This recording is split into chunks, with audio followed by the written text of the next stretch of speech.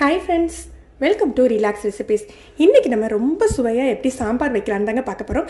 நிறைய பேர் வந்து இட்லி தோசைக்கும் சாதத்துக்கும் ஒரே சாம்பார் வைக்கறாங்க. ஆனா அந்த மாதிரி வைக்க கூடாதுங்க. சாதத்துக்கு வந்து நம்ம வேற மெத்தட்ல வச்சாதான் நல்ல உப்பு உரப்புமா டேஸ்டா இருக்கும்.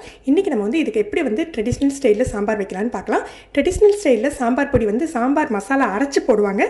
நம்ம ஆல்ரெடி வந்து நம்ம ஹோம்மேட் சாம்பார் பொடி திரிச்சு வச்சிருக்கிறதுனால பொடி மட்டும் நான் வந்து யூஸ் பண்றேன். அரைக்கிறதுக்கு பதிலா நான் பொடியை யூஸ் பண்ண போறேன்.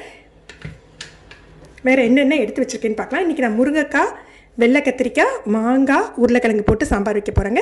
சின்ன வெங்காயம் ஒரு கைப்பிடி அளவுக்கு சின்ன வெங்காயம் எடுத்து வச்சுக்கோங்க. இந்த சாம்பாருக்கு பல்லாரி சேர்க்க வேண்டாம். அதே மாதிரி தக்காளி பேருக்கு ஒரே ஒரு தக்காளி சேர்த்தாலே போதும். மாங்காவும் நம்ம புளியும் சேர்க்கறதுனால தக்காளி நிறைய எடுத்துக்காதீங்க. ஒரு கைப்பிடி அளவுக்கு கருவேப்பிலை எடுத்து வச்சுருக்கேன். இந்த சாம்பாருக்கு மல்லி இலையும் நம்ம சேர்க்க வேண்டியது இல்லைங்க. நான் இன்றைக்கி 100 கிராம் பருப்பு எடுத்து வச்சுருக்கேன். இது நல்லா கழுவிட்டு வேக வச்சிடலாம்.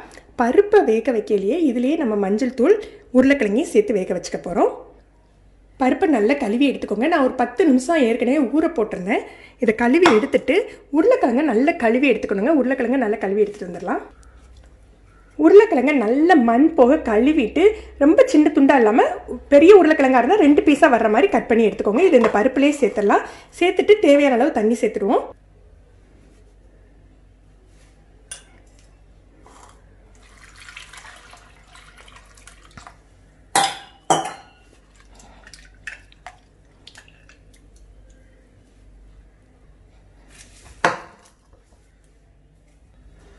இதில் 1 ஸ்பூன் அளவுக்கு எண்ணெய் சேர்த்துக்கலாம். எண்ணெய் சேர்த்துக்கிட்டிங்கன்னா பருப்பு நல்லா சாஃப்டாக வேகும். அதே மாதிரி பொங்கி வராது. அதனால எண்ணெய் சேர்த்துக்கிறோம். பருப்பு வேக வைக்கலே எப்போதுமே உப்பு போட்டு வேக வைக்கக்கூடாதுங்க. உப்பு போட்டிங்கன்னா பருப்பு சரியாக வேகாது. இப்போ இதை ஒரு 4 விசில் வச்சு எடுத்துக்கலாம். பருப்பை வேக போட்டாச்சு. ஒரு எலுமிச்சம்பழ அளவு புளியை வந்து நான் ஊற போட்டு வச்சுருக்கேன். மாங்காவோட புளிப்பை பார்த்துட்டு நம்ம புளியை சேர்த்துக்கலாம். அப்புறம் சாம்பார் பொடி நம்ம ஹோம்மேட் சாம்பார் பொடி தான். இதோட ரெசிபி நான் ஆல்ரெடி சேனலில் அப்லோட் பண்ணியிருக்கேன். இதோட லிங்கை கீழே டிஸ்கிரிப்ஷனில் கொடுக்குறேன். இந்த சாம்பார் பொடியில் வந்து மஞ்சள் பொடி போடாமல் தான் திரிச்சிருக்கேன். ஆனால் நம்ம பருப்பு வேகையிலேயே மஞ்சள் பொடி போட்டுட்டோம். அதனால் சாம்பாரில் ஒரு பேரளவுக்கு மஞ்சள் தூள் சேர்த்தா போதும். அது போக பெருங்காயத்தூள், கல்லுப்பு. பெருங்காயமே நம்ம வந்து வீட்டிலே தயார் பண்ணிங்கன்னா ரொம்ப வாசமாக இருக்கும். இது வீட்டிலே தயார் பண்ண பெருங்காயத்தூள் தாங்க. உங்களுக்கு வேணும்னா சொல்லுங்கள். இந்த வீடியோவோட இந்த ரெசிபியை வந்து நான் அப்லோட் பண்ணுறேன். இப்போ நம்ம காய் எல்லாத்தையும் கட் பண்ணி எடுத்துக்கலாம். கத்திரிக்காவை மட்டும் கட் பண்ணி தண்ணியில் போட்டு வச்சிடலாங்க.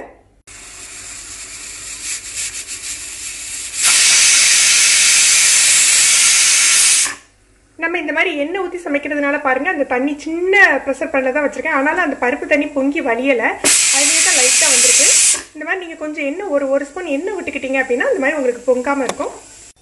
இப்போ நம்ம குழம்புக்கு கூட்டிடலாம். முதல்ல புளி கரைச்சி வச்சுக்கோங்க இல்லையா, அதை சேர்த்துக்கோங்க. கொஞ்சம் ஃபில்டர் பண்ணி சேர்த்துக்கோங்க.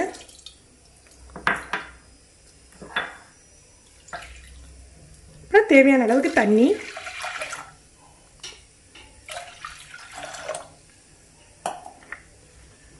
உப்பு,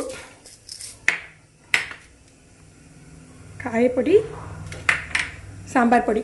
நம்ம சாம்பார் பொடி ரெசிப்பியில் கொஞ்சம் காரம் கம்மியாக தான் இருக்கும். காரம் ஜாஸ்தியாக வேணுங்கிறவங்க மிளகாய்த்தூள் கொஞ்சம் சேர்த்துக்கலாம்.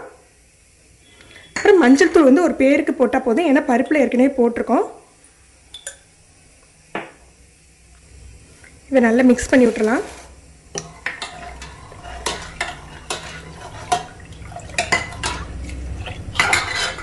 காய் போடையில் பார்த்தீங்கன்னா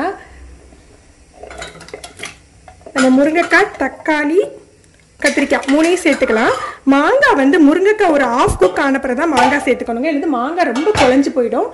அதே போல் சின்ன வெங்காயத்தை நம்ம டேரெக்டாக சேர்த்துக்கக்கூடாது. லைட்டாக எண்ணெயில் வதக்கிட்டு, முழுசாக வேகணும் இல்லை, லேசாக எண்ணெயில் வதக்கிட்டு அதுக்கப்புறம் நம்ம சேர்க்கணும். முதல்ல இந்த குழம்பு கூட்டி வச்சுன்னா, குழம்புக்கு கூட்டையில் எப்படின்னு டேஸ்ட் பண்ணி பார்த்தீங்கன்னா உப்பு காரம் தூக்கலாக இருக்கணுங்க. அதான் அளவு. ஏன்னா வந்து நம்ம பருப்பு சேர்ப்போம், வெங்காயம் சேர்ப்போம், உருளைக்கிழங்கு கொஞ்சம் உப்பு குறைக்கும். அதனால நம்ம உருளைக்கிழங்குலாம் போட்டு பண்ணுறதா இருந்தால் உப்பு காரம் தூக்கலாக இருக்கணும். அதுக்கு தகுந்தாப்புல சேர்த்துக்கோங்க. எப்படி வெங்காயத்தை வந்து நம்ம வதக்கி சேர்க்கமோ அதே மாதிரி நீங்கள் வெண்டைக்காய் சாம்பார் வைக்கிறதா இருந்தாலும் வெண்டைக்காவை லேசாக வதக்கிட்டு தான் நம்ம சாம்பாரில் சேர்த்துக்கணுங்க. எப்போதுமே சாம்பாருக்கு வந்து முதல்ல தாளிச்சிடாதீங்க. ஏன்னா இப்போ சில பேர் வந்து என்ன பண்ணுவாங்கன்னா, இந்த மாதிரி வெங்காயம் காயெல்லாம் வதக்கிறதுனால முதல்லையே கடுகு, உளுந்தம் பருப்பு, கருவேப்பிலையெல்லாம் போட்டு தாளித்து அதோடைய காயை வதக்கிட்டு சாம்பாருக்கு சேர்த்துடுவாங்க. ஆனால் அப்படி சேர்க்கறத விட நீங்கள் இந்த மாதிரி குழம்புக்கு கூட்டுற மாதிரி எல்லாம் உப்பு, காரம், புளி எல்லாம் கரைச்சி இதில் காயை போட்டு வேக வைங்க. கடைசியில் தாளித்து கொட்டுங்க. அப்படி கொட்டினா தான் சாம்பார் நல்ல வாசமாக இருக்கும்.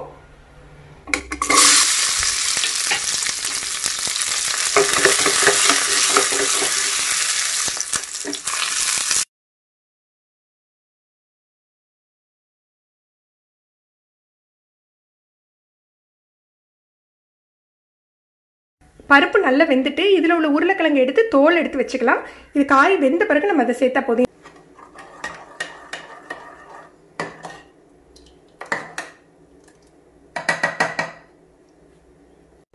இந்த ஸ்டேஜில் நம்ம மாங்காவை சேர்த்துடலாம். அப்புறம் வேக வச்ச உருளைக்கிழங்கையும் சேர்த்துடலாங்க. உருளைக்கிழங்கு இந்த மாதிரி 1-2 உடச்சி சேர்த்துக்கோங்க.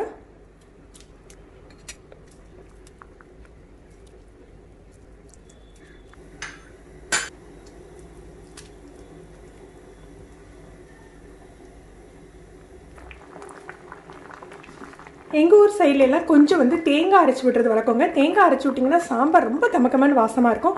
ஒரு துட்டு தேங்காவை சின்னதாக கட் பண்ணி வச்சுட்டு இல்லை தேங்காய் துருவல் எடுத்துக்கோங்க. சின்ன வெங்காயம் 2 அல்லது 3 சேர்த்துக்கோங்க. ஒரு 1/2 ஸ்பூன் ஜீரகம். இதை 3ஐயும் நம்ம அரைச்சி எடுத்துக்கலாம். ரொம்ப நைஸாலாம் அரைக்கணும் அப்படின்லங்க, ஓரளவு குறக்குறன்னு இருந்தாலும் பரவாயில்ல. காயெல்லாம் நல்லா வெந்துட்டு இப்போ நம்ம பருப்பு சேர்த்துடலாம்.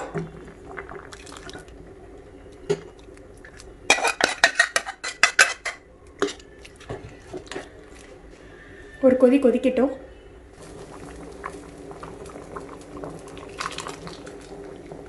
சாம்பார் நல்லா கொதிச்சுட்டு இப்போ நம்ம இறக்கி வச்சுட்டு தாளித்து கொட்டிடலாம்.